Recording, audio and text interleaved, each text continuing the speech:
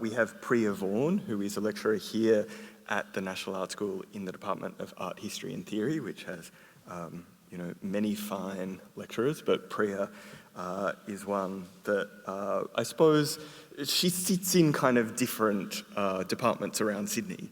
And so we're very lucky at the University of Sydney to also have Priya contribute to our program as well. I'm not going to let Naz claim you wholly, Priya. So Priya's research interests use visual art and material culture as a frame through which to explore Australian cultures, experiences, identities and histories. And she's going to introduce an artist that we're probably all familiar with today, Ken Doan, but in very different circumstances. Thank you.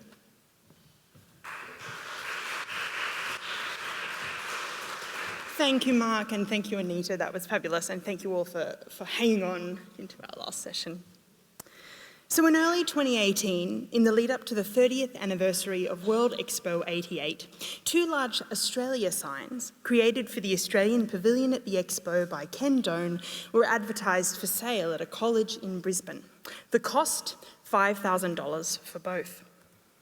The college was turning the cow paddocks on which the signs had sat for almost 30 years into an oval, and they had to go. Kurt Jones, a student at the college who'd always loved the signs and the particular slice of Brisbane history that they represented, set about trying to find an institution which might wish to save them. And he told ABC Radio, and I quote, "We knew an oval was going where the signs were stored and the school couldn't find anyone to take them. We were told the signs were going to the scrap heap and I couldn't let the history go. I knew they needed to be saved." For Jones, these signs were iconic and they needed to be preserved. And this was a sentiment echoed in the media and by public commentators and on forums and comment threads across the internet. In these spaces, there were also expressions of dismay about the state of the signs. Once exuberantly coloured and boldly rendered, 30 years in the elements had left them discoloured and decayed. Weather and the indiscriminate spray of urine and faeces from the cows grazing around the signs had done real damage. Interviewed by the ABC Radio Brisbane, Rodney Smith, the sign writer who'd fabricated the works, reported that the steel used was really never intended to outlast the expo. Restoring the signs, he cautioned, was going to cost more than just rebuilding them from scratch. The appearance of the signs so close to the 30th anniversary of the Expo caught the public's imagination. Discussion over their restoration and disintegration and their aesthetic and historic value ensued in the media and online. And many of those discussing the signs on the internet reminisced about their time at the Expo. Others shared photos of themselves posing with or sometimes on the signs. Finally, after months of searching, a buyer, an anonymous donor basically purchased the signs on behalf of the Caboolture Historical Society. And despite the difficulties and the costs associated with moving and reviving them, the signs were restored, repainted, and put on display at the Caboolture Heritage Village just in time for the 30th anniversary celebrations of the Expo. Restored to their former glory, indeed looking pretty well exactly as they had when they flanked the entrance of the Australian Pavilion in '88, the installation of these signs was a cause for celebration. Local ABC radio broadcast live from the village for the opening. Ken Doan, the signs designer, and Sally Ann Aitkins, who had been the Lord Mayor of Brisbane in 1988, both officiated, and an enthusiastic crowd looked on. Observing all of this using the media and the internet from here in Sydney, I was intrigued. Like many a person who grew up in Australia in the 80s, I have a particular soft spot for Ken Doan. After all, my nana had these glorious pink Ken Doan bedspreads, and I can't see his artworks without thinking of her and of childhood visits to my grandparents. But despite my sentiment for Doan, the enthusiasm for these signs surprised me. And they made me wonder, what does their resurrection mean? What vision of Australia and Australianness is kind of captured and embodied in these signs? And who is included and excluded from this vision? So this presentation seeks, in a very preliminary and speculative way, to answer some of these questions. So let's get into this by thinking about the artists who made these works, and then a little bit about the kind of context in which they were made. So Ken Doane is arguably one of Australia's most well-known and perhaps popular artists. Largely shunned by the fine art establishment, perhaps because of his commercial success and his association with Australian tourism, Doane rose to prominence in the 1980s, his art and design embodying the spirit of the age, standing as their sort of aesthetic zeitgeist. His works, bright, playfully naive, rendered with confident lines and bold, even sort of sensuous colours, are often unapologetic celebrations of Australian land and seascapes.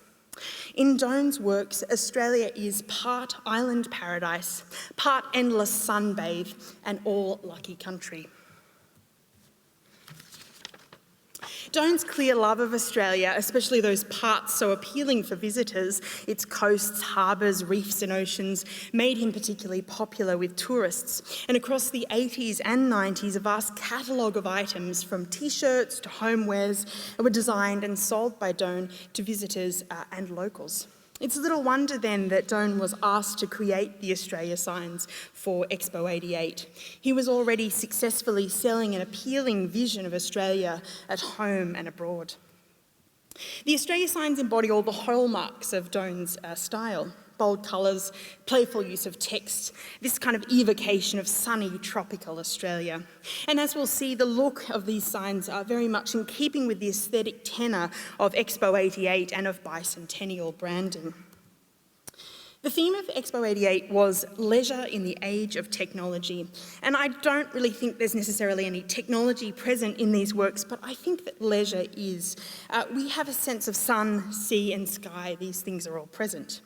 And the signs, bright and busy, also embodied the sort of theme of the Australia Pavilion as a whole, which was Australia, a land of colour, a world of choice. The signs were the first thing that visitors saw when they arrived at the exhibition hall, and they were a hit. And it's become sort of expo lore that of all the very sort of varied and many artworks that were displayed at the expo, these were the most photographed and the most interacted with. And with each letter standing 2 metres tall, the signs were highly visible. They dwarfed and they enticed visitors. So Brisbane's World Expo 88 was held to mark Australia's bicentennial year, what was called 200 years of nationhood. And as we'll see, while the Australian Bicentennial Authority, the group charged with organising the national celebrations, were beleaguered by the impossible task of sugarcoating Australia's colonial history, Queensland institutions managing the Expo sought to sidestep these issues. Historian Rachel Sanderson has observed that Expo was marketed as this kind of cosmopolitan, globally oriented party that was, and I quote, almost entirely divorced from any historical, political or social context. And to illustrate this, because we all need a video because it's so late, I just want to show you this classic advertisement of the event. Have you arranged your Queensland holiday yet so your family can experience the main event of our bicentenary? World Expo 88 in Brisbane from April 30 to October 30 this year. Plan now, book now to attend this once-in-a-lifetime event. World Expo 88 will feature non-stop entertainment for all ages and tastes. Amazing pavilions from 40 different countries. Stunning visions of a future world. And priceless treasures from the past world. Like the Holy See collection from the Vatican, the actual Magna Carta, and Captain Cook's history-changing memorabilia. To ensure the accommodation of your choice, book your Queensland holiday now. For information, see Queensland Tourist and Travel Corporation, Jet Set, Jetabout, Park Royal or Travelodge. And buy your 3-day passes now.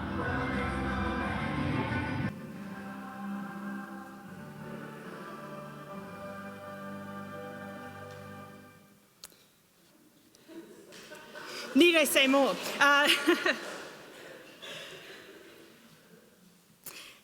So incredibly, this strategy seemed largely to work. Because although there were strongly attended protests from Aboriginal and Torres Strait Islander peoples and their allies in the lead up to and around the opening of the Expo, in general the protests seemed not to affect public or official enthusiasm for the event. Expo 88 was very well received at a time when Queenslanders had been rocked by revelations of widespread corruption in the ranks of Queensland police and government. The event fostered a kind of state pride. Where are we? The nationwide bicentennial celebrations were not so roundly praised. The organising body, the Australian Bicentennial Authority, or the ABA, sought to frame 1988 as a year-long celebration of Australia, here envisioned as a young but unified nation ready to be taken seriously as a cosmopolitan global player. Yet from the first, this planned celebration was challenged by Aboriginal and Torres Strait Islander peoples and their allies. Was Australia unified, these activists asked? Did Australia have a history it should be proud of? And how could a place inhabited for some 40,000 years be only 200 years old? In what Jackie Ryan has called a doomed attempt to be uncontroversial and inclusive, the ABA pursued a strategy which they dubbed tactical pluralism, which Ryan writes celebrated almost everything in willfully imprecise detail. So togetherness and diversity were stressed, and the arrival of the First Fleet was played down.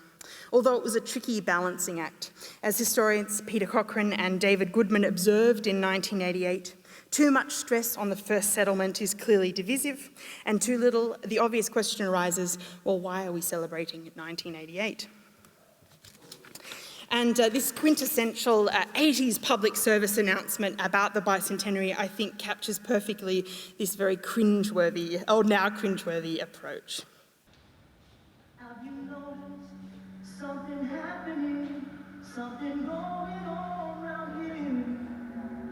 Have you noticed there's a feeling of something in the air? It's a feeling that keeps growing from the earth back to the sea. It's a feeling that's choosing, just like you and me.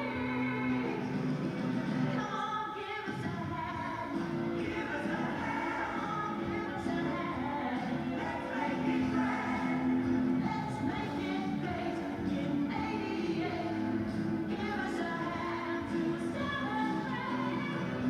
Celebration of the nation. Celebration of the nation. Let's make it grand. Let's live ahead. I'm sure we will. Brave beyond and believe. All our years of sweat and tears. Yes, of us and celebrate.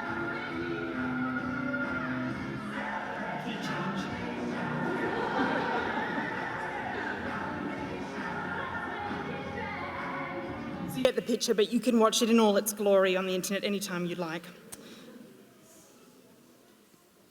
So the ABA's approach did little to quell discontent. As early as 1982, Aboriginal and Torres Strait Islander groups were planning a huge protest for Australia Day 1988. Meanwhile, in the lead up to this, activists publicly challenged the premise of the centenary. This year would not be one of celebration. It was declared a year of mourning. Wrongs and injustices would be remembered, not willfully ignored. And a spotlight would be shone on the inequity and prejudice still faced by Indigenous Australians, Aboriginal deaths in custody, racial violence, land rights, the stolen generations. These and many other issues were raised.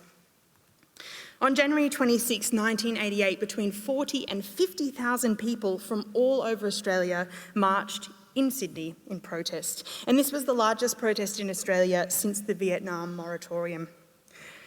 Protest and activism was coupled with education and outreach via the circulation of and celebration of Aboriginal art and cultural products. And by 1988, Australia's colonial history and legacy, and the legacy of that history was entering the public consciousness in a serious way. As activist Patty Anderson recalled, I think our lobbying against 1988 was one of the most positive things that we've done, because it really did take the oomph out of all that celebration of the nation that they were planning. There was non-Indigenous Australians really stumbling over the word celebrate. So in view of these histories, let's return to the Australia signs and consider what they represent and how they embody meaning. In a recent interview with The Guardian, Ken Doan used a list of adjectives to sum up how he sees Australia. He said, colourful, exciting, open, friendly, and not so serious. And I think Doane's description of Australia is simultaneously a sort of a description of these signs.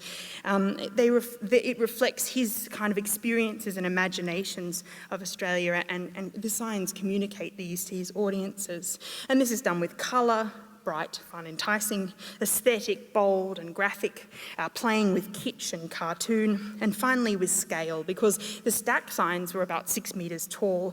They were expansive and vast, and they evoke an expansive and vast country.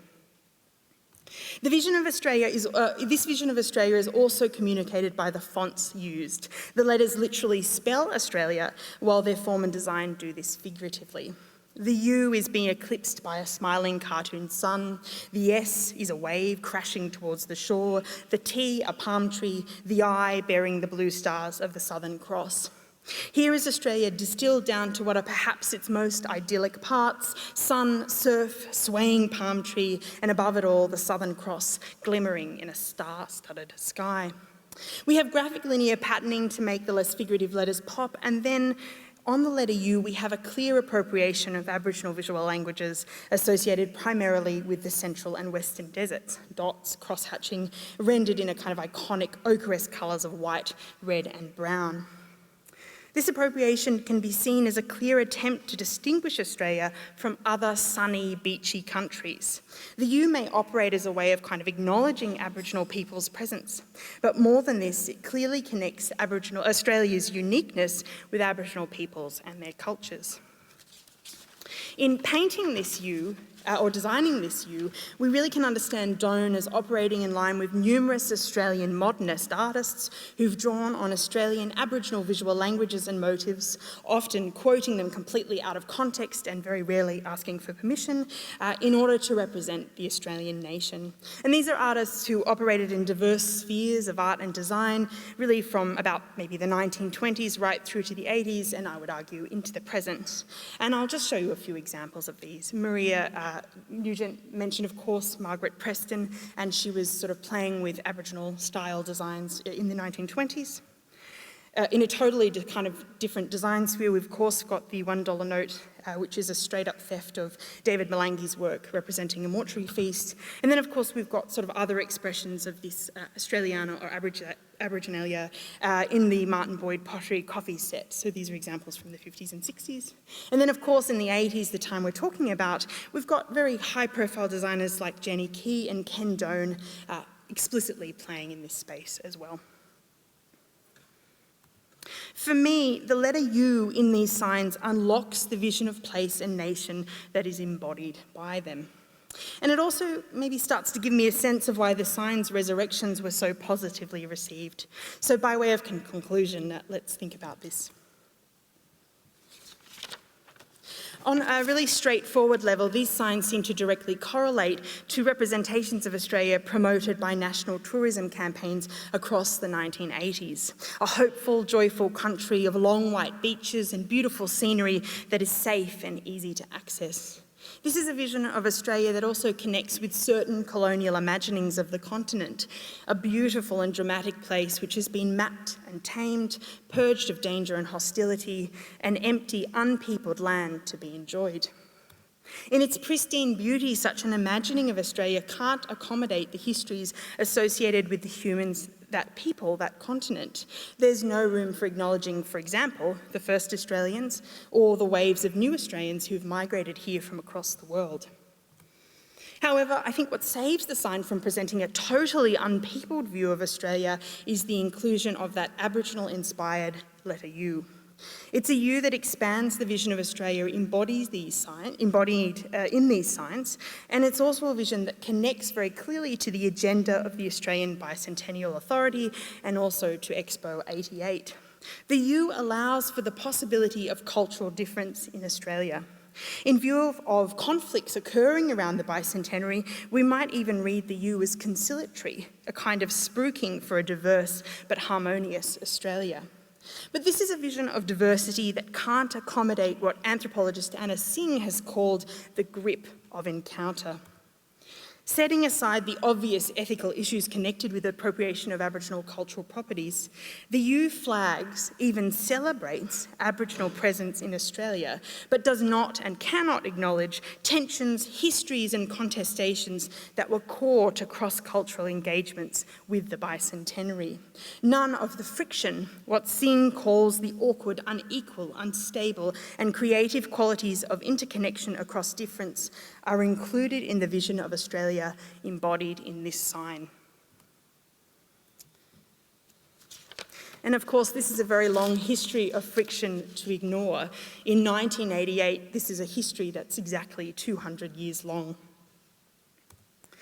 And this is perhaps why the Australia signs were so joyfully resurrected. They embody a picturesque, idyllic vision of Australia, naturally beautiful and culturally diverse, an Australia untroubled by prejudice, inequality and contestation over history. This is an Australia imagined as a place to be proud of, without a past that's shameful and a present that is difficult and marked by that productive friction evoked by Singh. Combine all this with ongoing nostalgia and pride over Expo 88, and it's easy to see why these signs are objects which appeal. Perhaps the signs are also indicative of a broader nostalgia for cultural products from childhood, which seems to be really gripping those of my generation at the moment. Surely all those reboots of TV shows from the 80s and 90s and a resurgence of Australiana in fashion speak to a longing for a simpler time, when those of us privileged enough to be blithely unaware of things like racial prejudice could childishly enjoy 1988. Thank you.